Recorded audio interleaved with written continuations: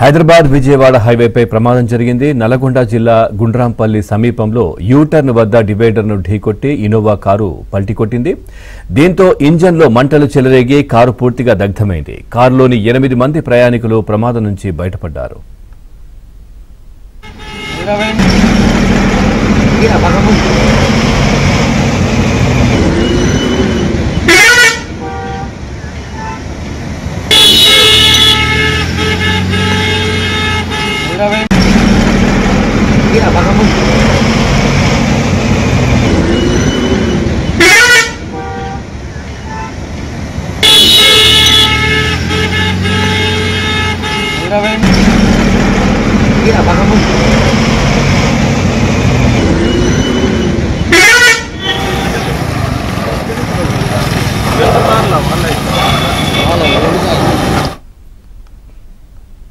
హైదరాబాద్ విజయవాడ హైవేపై ప్రమాదం జరిగింది. నల్గొండ జిల్లా గుండ్రాంపల్లి సమీపంలో యూటర్న్ వద్ద డివైడర్ను ఢీకొట్టి ఇన్నోవా కారు పల్టీకొట్టింది. దీంతో ఇంజన్లో మంటలు చెలరేగి కారు పూర్తిగా దగ్ధమైంది. కారులోని 8 మంది ప్రయాణికులు ప్రమాదం నుంచి బయటపడ్డారు. అలాగే ఈ అంశానికి సంబంధించి మరింత సమాచారాన్ని మా కరెస్పాండెంట్ రవి అందిస్తారు. రవి,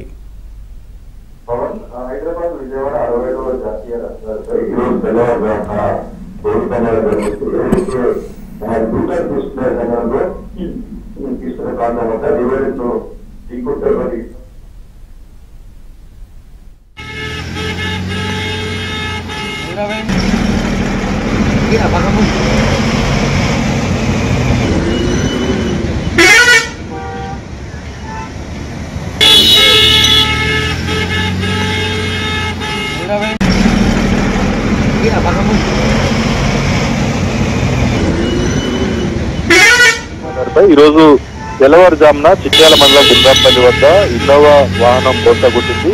ఆ బోల్తా కొట్టిన వెంటనే ఇంజన్ లో మంటలు చెలరేగడంతో పూర్తిగా వాహనం కూడా అగ్నికి ఆవుతైంది. అయితే హైదరాబాద్ నుంచి చెన్నైకి వెళ్తున్నటువంటి ఓ వాహనం అయితే ఈ ప్రమాదానికి గురైంది. అందులో 8 మంది ప్రయాణికులు ఉన్నారు. అయితే అది గమనించినటువంటి లారీ డ్రైవర్లు వెంటనే అప్రమత్తమయ్యారు. పక్కకు ఆపి మంటలు కాలుతున్నటువంటి ఇన్నోవా వాహనంలో ఉన్నటువంటి ప్రయాణికులను సురక్షితంగా బయటకు తీయడంతో పెద్ద ప్రమాదం అయితే తప్పింది. అక్కడే ఉన్నటువంటి లారీలో వెళ్తున్నటువంటి డ్రైవర్లు రామకృష్ణ, అశోక్, షరీఫ్లు సాహసోపేతంగా ప్రాణాలకు తెగించి మంటల్లో చిక్కున్నటువంటి ఆ 8 మంది వారిని ప్రయాణికులను సురక్షితంగా బయటికి తీయడం జరిగింది. అయితే ఆ క్రమంలో అందులో ఒక అయ్యప్ప స్వామి మాల ఉన్నటువంటి రామకృష్ణతో పాటు షరీఫ్, అశోక్లకు కూడా తీవ్రంగా మంటల్లో అంటున్నాయి. కాళ్ళకు తీవ్రంగా గాయాలైనటువంటి పరిస్థితి ఉంది. కాళ్ళు కూడా బాగా కాలిపోయిన పరిస్థితి ఉంది.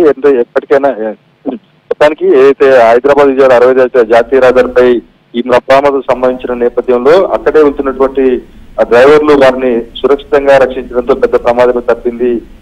పవన్ అయితే ఈ సంఘటన నేపథ్యంలో రోడ్డుకు అడ్డంగా బండి మంటలు చెలరేగడంతో ఫైర్ ఇంజన్ వచ్చేంత వరకు కూడా ట్రాఫిక్ స్తంభించింది. ఫైర్ ఇంజన్ సాయంతో తీవ్రకు మంటలు అయితే ఆర్పడం జరిగింది. Pawan, right, thank you Ravi. Thanks.